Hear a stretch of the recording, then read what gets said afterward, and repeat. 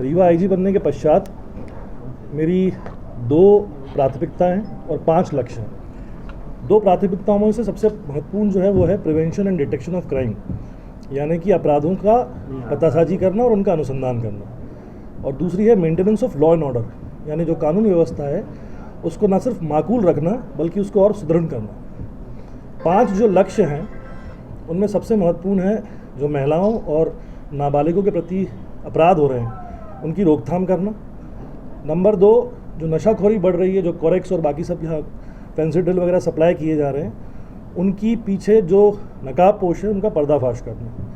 Traffic व्यवस्था तीसरा सबसे महत्वपूर्ण लक्ष्य, क्योंकि नेशनल हाईवे यहाँ से निकलता है, काफ़ी सारे एक्सीडेंट्स होते हैं, उस पर हम कितनी बेहतर तरीके से काम कर सकते हैं ये सभी पुलिस अधीक्षकों के साथ एक बार बैठक के पश्चात उसको क्लियर करेंगे। चौथा सबसे महत्वपूर्ण है कि जो साइबर अपराध हो रहे हैं, खासकर ऑनलाइन फ्रॉड्स हो रहे हैं, जो बैंक फ्रॉड्स हो रहे हैं, उनके बारे में एक नई पहल करके नया साइबर फॉरेंसिक जो एक्सपर्ट है उसकी पतासाजी करवाएगा और चीज़ों पे हम लोग उसको नियंत्रण करने की कोशिश करेंगे। और last but not the least, जो आदिवासी तबके के लोग हैं, जो SC ST तबके के लोग हैं, उनके विरुद्ध अपराध जो वो घटित हो रहे हैं उनके ऊपर रोकथाम लगाएंगे, और जो भी सबसे अंत्योदय व्यक्ति है उसको पूरा न्याय देने के लिए हम बिल्कुल प्रतिबद्ध हैं। सर, दिल्ली की सबसे बड़ी समस्या कोरेक्स है, उससे कैसे निपटेंगे? अभी आया हूँ, पहले पता करूँगा कि कहाँ से सप्लाई हो रही है, जहाँ रीवा ही नहीं बाकी अन्य जगहों पर भी कहाँ से ये कोरेक्स आ रही है, और इसके पीछे एक लक्ष्य बना के काम करेंगे और जो नकाबपोश है उनका पर्दाफाश करेंगे। सर, सिविल लाइन थाना क्षेत्र के करीब 100-200 मीटर दूर कई सालों से कोरेक्स की बिक्री हो रही है, वहाँ पे आज तक लगाम नहीं लगाता है। ठीक है, मैं पहली बार आया हूँ, अब देखते हैं। सर, आपने कहा कि आदिवासियों के जो भी अंत्योदय है उस पर उनके घटित जो हो रहे हैं, तो अभी जो मऊगंज में घटना घटी है वो आदिवासियों द्वारा की गई है, तो ऐसे पर आपका क्या कार्यप्रणाली क्या? देखिए, कानून सबके लिए जो है वो सम रहता है, so we are neutral as far as anybody is concerned, लेकिन हमारी प्राथमिकता हमने बताई है क्योंकि हम लोग हमेशा संवेदनशील पुलिसिंग की तरफ भी रहते हैं।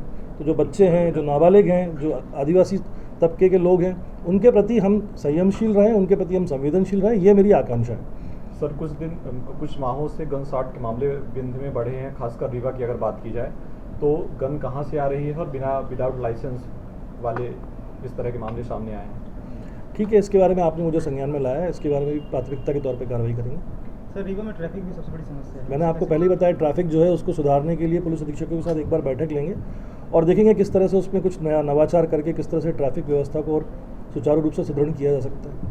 आपने सड़क दुर्घटनाओं की बात की है, तो सुहागे में आए दिन एक्सीडेंट होते हैं और कई बार बैठकें हो चुकी हैं, दूर से लोग मतलब PWD और डिपार्टमेंट के लोग बैठक कर चुके हैं, लेकिन ये जो मामला है केवल बैठक के ही सीमित रहता है। आप इसको कैसे सॉल्व करेंगे, क्योंकि आए दिन वहाँ एक्सीडेंट होते हैं? हमने कहा कि हम सिर्फ बैठक तक सीमित नहीं रहेंगे, हम नवाचार करेंगे, जिस भी क्षेत्र में नवाचार की आवश्यकता है उस क्षेत्र में नवाचार करेंगे।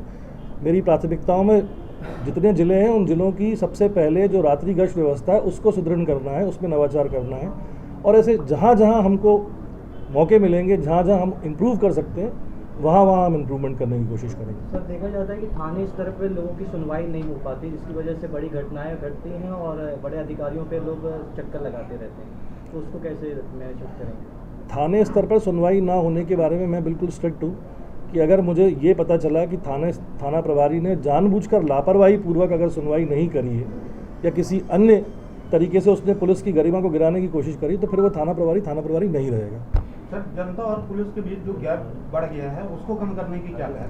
देखिए, पहले तो मुझे लगता था कि जनता के साथ में हम लोग जनता दरबार आयोजित करते थे, मुझे नहीं पता कि वो प्रथा अभी रीवा जोन में किन किन क्षेत्रों में किन किन जिलों में लागू है, लेकिन हम कोशिश ये करेंगे कि एक बार नहीं तो जो इम्पोर्टेंट दिन होते हैं मंगलवार के, वहाँ जन सुनवाई पुलिस अधीक्षकों द्वारा अगर शुरू की जाती है तो उससे काफ़ी हद पे अच्छे रिजल्ट्स मिले हैं।